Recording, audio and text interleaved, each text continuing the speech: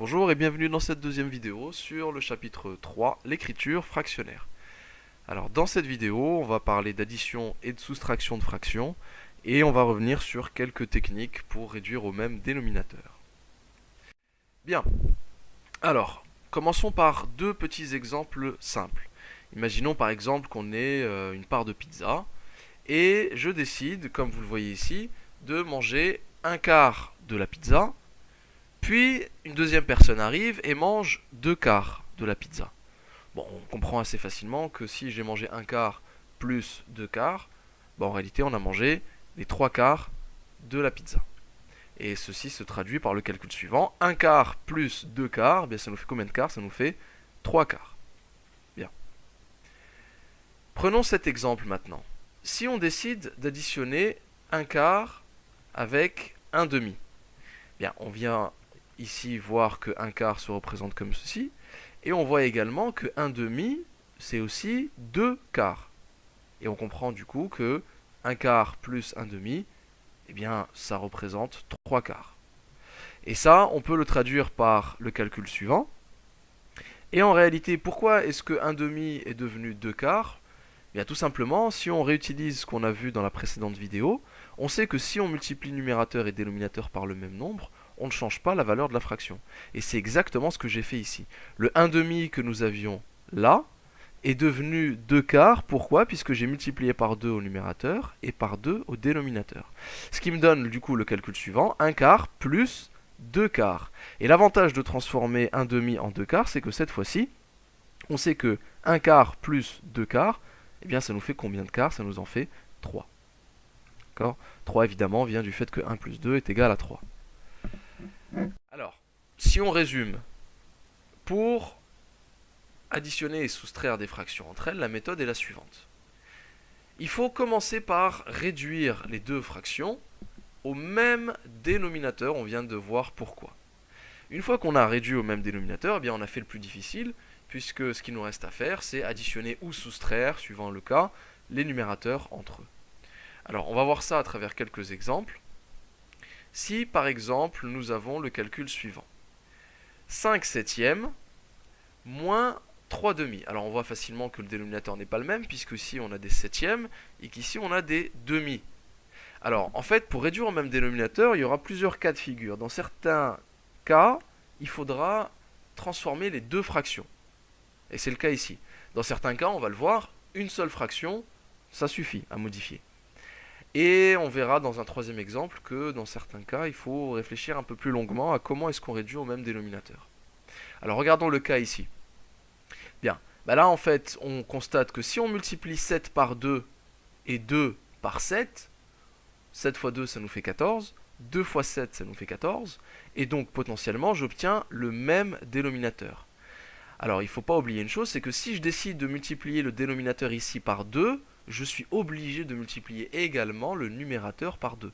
Pareil ici, si je décide de multiplier le dénominateur par 7, je suis obligé de multiplier le numérateur par 7. Ce qui me donne le calcul suivant. Donc plutôt que d'avoir 5 septièmes moins 3 demi, on se retrouve avec 10 sur 14, d'accord, puisque 5 fois 2, 10, 7 fois 2, 14, moins 21 sur 14, de la même façon, 21 c'est 3 fois 7, et 14 c'est 2 fois 7. Une fois qu'on a ça, bien, il nous reste à soustraire les numérateurs entre eux, et on sait que 10 moins 21, bien, ça nous fait moins 11. Donc ça nous donne moins 11 sur 14. Alors il y a une chose qu'il faut savoir, on l'a déjà vu dans la précédente vidéo, moins 11 sur 14, ça peut s'écrire aussi 11 sur moins 14, et ça peut aussi s'écrire moins 11 sur 14. Et c'est l'écriture qui en général est choisi. Bien. Voyons un deuxième exemple. Cette fois-ci, on se retrouve avec 5 septièmes moins 4 sur 21. Alors, comme je le disais tout à l'heure, ici, on constate qu'il suffit uniquement de multiplier numérateur et dénominateur par 3 uniquement dans cette fraction ici, puisque si je multiplie 7 par 3, j'obtiens 21. Encore une fois, si je multiplie 7 par 3, il faut que je multiplie le numérateur par 3 également. Donc 3 fois 5, ça va nous donner 15. Et 7 fois 3, ça va nous donner 21 ici. Donc je me retrouve avec 15 sur 21 moins 4 sur 21. Alors ici, il y a une petite chose à laquelle il faut faire attention. C'est qu'on va se retrouver à soustraire les numérateurs entre eux. et je vais me retrouver avec 15 moins moins 4. Et là, ne tombez pas dans le piège, n'oubliez pas que 15 moins moins 4, ça vous fait 15 plus 4, le tout évidemment sur 21. Et donc 15 plus 4 sur 21 nous donne 19 sur 21. Alors voyons voir un troisième et dernier exemple qui, celui-là, est un peu plus compliqué, notamment sur la façon de réduire au même dénominateur. Et en fait, on va commencer par la mauvaise façon de faire. Alors je vous propose la chose suivante. Le calcul initial, il est ici. On a 2 sur 45 plus 7 sur 60. Alors, on a le droit de multiplier numérateur et dénominateur par le nombre que l'on veut. Et la difficulté, elle est là. C'est que comme on a le choix entre tous les nombres qu'on veut, eh bien vous allez rapidement vous rendre compte que des fois, on a un choix à faire. Alors, le choix que j'ai décidé de prendre ici, comme je vous l'ai dit, n'est pas le bon. Mais on va essayer de comprendre pourquoi. Alors, vous voyez que 45, j'ai décidé de multiplier par 60 au dénominateur et donc au numérateur.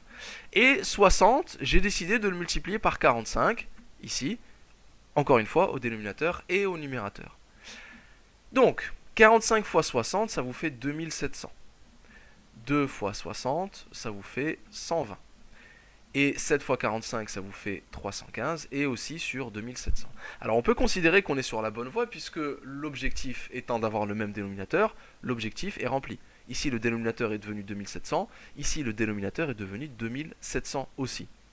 On additionne les numérateurs entre eux, et on obtient la fraction suivante, 435 sur 2700. La difficulté, elle commence à ce moment-là, puisque 435 sur 2700, c'est une fraction qui est simplifiable.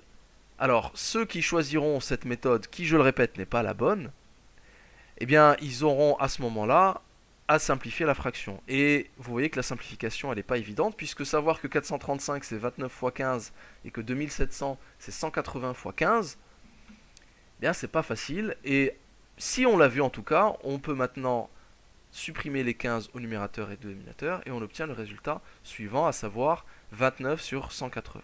Alors, comme je vous ai dit, c'est pas la bonne façon de faire. Essayons de voir la bonne façon de faire du coup.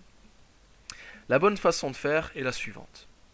En fait, on peut se rendre compte, alors évidemment il faut être au point avec les tables de multiplication, mais on peut se rendre compte que si je multiplie 45 uniquement par 4 et non pas 60 comme tout à l'heure, et si je multiplie 60 uniquement par 3 et non pas 45 comme tout à l'heure, eh bien les dénominateurs vont être 180, mais on va avoir des dénominateurs communs. Alors si je décide de multiplier par 4 au dénominateur et au numérateur, j'obtiens 8 sur 180, en tout cas pour cette fraction-là. Et 7 sur 60, si je décide de multiplier par 3 au dénominateur et au numérateur, j'obtiens 21 sur 180. Et quand on additionne les deux numérateurs entre eux, on obtient évidemment le même résultat que tout à l'heure, mais vous voyez facilement que ce résultat, on l'obtient beaucoup plus facilement. Alors pour résumer, vous voyez que dans le premier exemple, on a eu à transformer les deux fractions, en décidant de multiplier la première par 2 au dénominateur et au numérateur, et la deuxième par 7 au dénominateur et au numérateur. Dans le deuxième exemple, on s'est rendu compte que une seule des deux fractions nécessitait une transformation, à savoir la première, et on multipliait par 3 au dénominateur et par 3 au numérateur. Et dans le dernier exemple, ce que j'ai essayé de vous montrer, c'est que parfois, il va falloir réfléchir à la technique la plus efficace pour obtenir un dénominateur commun, certes, mais il va falloir que ce dénominateur commun soit le plus simple possible. Sinon, tout simplement, vous obtiendrez des fractions qui ne sont pas encore simplifiées et dont la simplification n'est pas toujours évidente. Voilà, il vous reste maintenant à compléter votre cours. Au revoir.